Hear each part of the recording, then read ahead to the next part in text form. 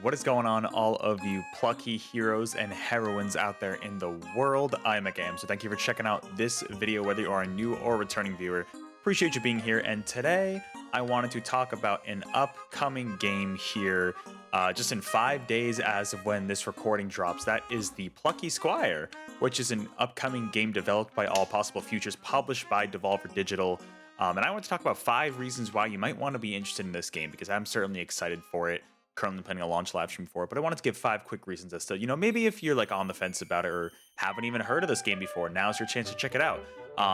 And one of those isn't even including the buff plucky Jot dude, as you're seeing here on the screen. I believe his name is Jot. Correct me in the comments if I'm wrong about that. But let's jump into the 5 reasons here. Number 1, as I do with all of these videos that I've done before, and especially with this game, is just talk about the visuals. I mean, aesthetically, this is one of those games that will never age.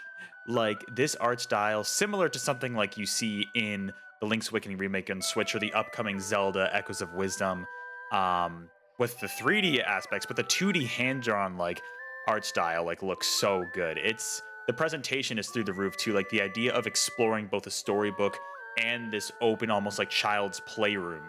It's just like endless amounts of creativity there in terms of the visual styles there, and like some like moments like this, like seeing effects like this of the 2D plane, but you're like navigating a 3D environment, is so unique, and it's visually this stands out amongst so many other games that I've seen before. It's kind of a combination of a few different art styles, but in motion when they're all combined together is unlike anything we've really seen before in the industry. So visually looks great. Of course, are getting that 60 frames. I'm pretty sure 60 frames on Switch as well. Could be wrong on that. I mean, if you want the most out of this game, like visually, definitely play it on like a PS5 and Xbox, PC. Probably not the Switch version, but I'm sure it'll still run well enough on the Switch. But visually, I just look at how the colors pop and everything too. It's such a colorful, unique looking game with a multitude of art styles. Like, I always find it super cool when a game can use multiple art styles here, or like these trading card segments too. I forgot about this. Just super cool stuff they have here. Now, number 2 here, besides the visuals, of course, this is a video game. This isn't just a movie. This isn't a TV show. We got to talk about the gameplay. And like I hinted at before, the gameplay of this, the main gameplay hook is the idea that it's an adventure game. Think like Zelda or something else, but you are exploring both 2D and 3D environments. And they kind of have different mini games like this section. There's in another trailer, we had a little punch out, almost like punch out looking segment in a previous trailer that looks very unique. So it almost seems like there's going to be these little mini games kind of thrown in between here. Mostly kind of that exploration, platforming, adventure kind of gameplay, but switching between the 2D and 3D art styles is going to keep things significant enough to feel completely different. The fact that you'll turn pages of a book and you'll be able to pop out of specific pages. I'm sure you'll be able to interact with the environment, be able to move stuff around to kind of shift onto the 2D plane. Like, this to me is like those 2D sections in Mario Odyssey, but to the next level. Like, that's the entire game with little segments like this bow and arrow mini game, and that punch out one like we saw earlier where you were fighting like a badger or something. The gameplay here looks awesome, and just to see the different combinations of stuff here, I'll be very curious to see what little secrets and Easter eggs they throw in there. And it looks like it's not only going to be Jot himself, but he has a couple buddies as well to help you along the path, so that'll be super cool. So I'm definitely excited for that part of this game. Just the game itself, it'll just be really fun to play, I'm sure, based on what we're seeing here. Number 3 reason, this kind of leans into the first 2 a little bit, and that's just the creativity shown here, because especially with indie games, we get such creative ideas. Now, to be honest, I could have seen Nintendo's made similar games to this, but not quite to this degree, where the entire gimmick is the switch between 2D and 3D. Like, I'm surprised. We've got like hints of that in certain games. Like, one that comes to mind, Link Between Worlds, of course, like I said before, the Mario Odyssey segments, but like that is the entirety of the game. Like, and this is a completely different take.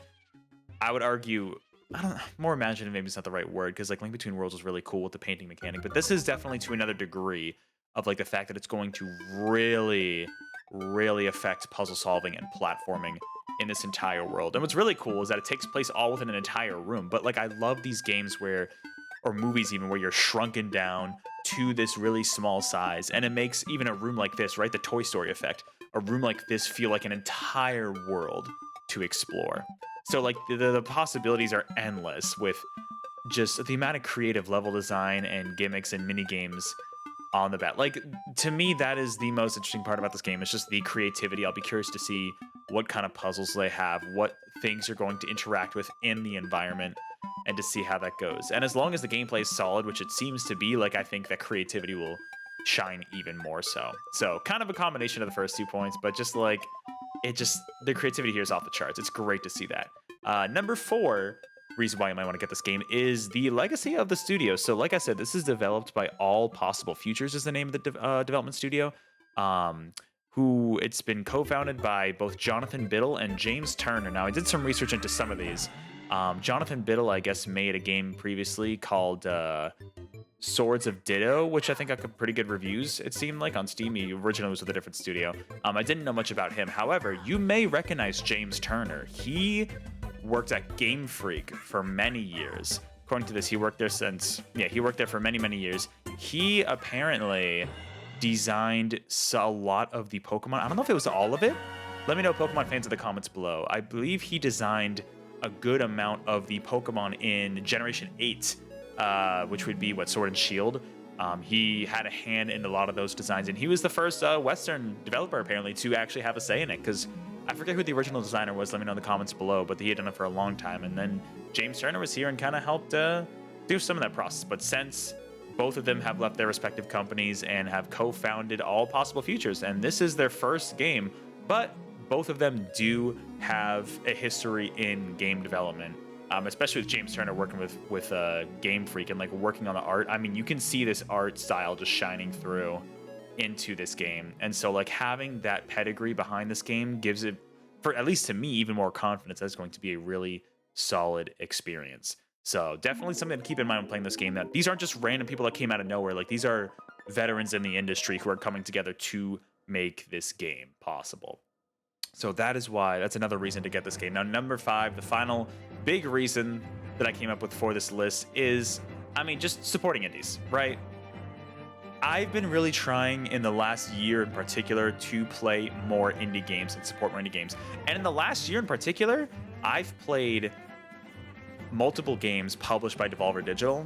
And like, I gotta say, Devolver Digital knows how to pick a game to publish. And I have no doubt in my mind that they looked at this game and said, this is one that we want to get the scoop on. We want to be involved in publishing, giving you funding for this game because it looks like it is coming together phenomenally. We will give you the funding for that. And they have confidence in this game, and so do I as a result. Because they know how, like, Devolver Digital publishes a lot of good games. And, you know, it's just like being able to support a game like this made by a very small team, but just with so much passion and creativity oozing out of it, as is clearly evident by just how these trailers have been looking and shaping up. You know, like, to be able to support that kind of game, you know, rather than, you know, I mean, it's still like, of course, I'm not saying buying a AAA game is bad or anything, but you know, when you pay for AAA game, you're, you know, paying a multi-million-dollar company however much money to get a copy of the game, right? They have plenty of money as it is. With an indie game, you know, you're supporting much smaller studios, much smaller studios who hopefully haven't dealt with crunch, but might be inevitable. I don't know. You know, it's one of those things that's like, you're supporting a studio, you know, you're supporting a small group of people, and your money is going towards them, as well as, I mean, the publisher, of course, is always going to get some money out of that, but like, you know, you're really supporting a passion project with indie games. It really feels like a lot of the time, and this one for sure. So, I mean, just an overall thing with these indie games, right? It's a great reason to buy. It's a great reason to invest in a game like this.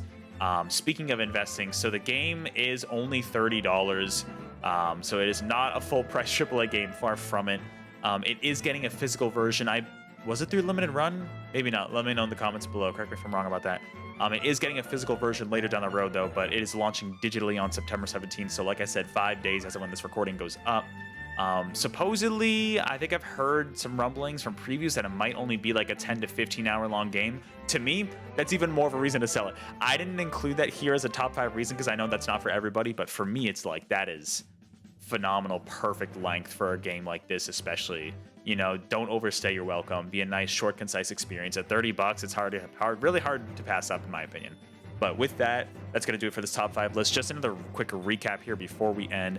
Of course, talking about the aesthetics of this game. The frame rate, the visuals, the art style, everything. It just looks gorgeous about this game. And it will look even better in motion when playing the game. Of course, the gameplay you can't go talking about this game without talking about the gameplay, the 2D and 3D shifting mechanics, the little fun mini games in between to help break up the pace. It looks like it'll be really fun. The combat, simple, but kind of emulating that Zelda combat. But like the main thing here is the switching between 2D and 3D looks really, really fun. And leading into that, I mean, the creativity is off the charts with this game. Just the locales here, just like how you switch between planes. Moments like this where like you kind of like, I don't want to say break the fourth wall, but it definitely leads to really fun and unique puzzle solving and just like visual elements there with the creativity. It's just absolutely flowing out of this project. Number 4 being the legacy just of the developers themselves, what work they've done before, their pedigree, that they have made successful games before, and I'm sure this will continue to be successful as well. And then, of course, final reason, just supporting indie games, right? Support indies. Keep supporting them because there's so many great indies out there, and there's so many creative passion projects by these indie studios. It's really worth supporting them, especially because I don't know why they're cheaper than AAA games, but they really tend to be. So, like, definitely go support them if you're interested. But with that, that is going to wrap up this video. Thank you again so much for watching. If you did, let me know in the comments below, what are you most excited about for this upcoming release for the Plucky Squire? Are you going to get it digitally? Are you going to wait until it comes out physically? Let me know what platform you're getting it on. Let me know everything about that in the comments below. Otherwise, I will catch you all on the next video or live stream. And until then, take care, keep on fighting. Indie games for the win.